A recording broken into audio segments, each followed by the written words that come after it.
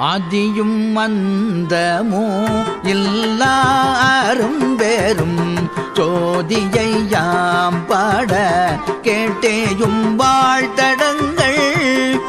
తిరువెంబావై చక్కని విభూతిని 3 రేఖలుగా నుదుటన ధరించి చక్కని పరికిని రవిక వేసుకున్న స్త్రీలంతా ఓ వరుసగా ఉంటూ చిన్నగా నృత్యం చేస్తూ చప్పట్లని కొడుతూ నోటితో శివకీర్తనని అనగా తిరువెంబావై పాడుతూ మధ్య మధ్య తెల్లని పలువరుస కనిపించేలా అందంగా నవ్వుతూ నడుస్తూ ప్రతి ఇంటికి వెళ్ళి ఒక్కొక్క స్త్రీని నిద్రలేపి శివదర్శనానికై తీసుకుపోతూ ఉంటే ఆ దృశ్యం ఎంత మనోహరం.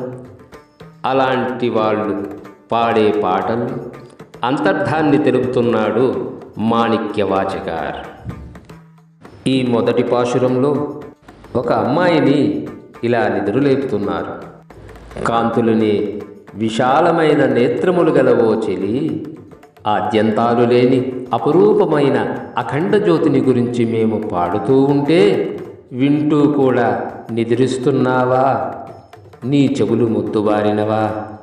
చక్కని ఆభరణాలతో భూషితమైన మహదేవుని పదస్తోత్రాల ధ్వనులు వీధి అంచున చేరగానే విని పరవశి అయి బాష్పనేత్రి అయి పూలపాన్పు పైన ఇటూ అటూ దొర్లుతూ నేల మీద స్థానువై పడి ఉన్నావా?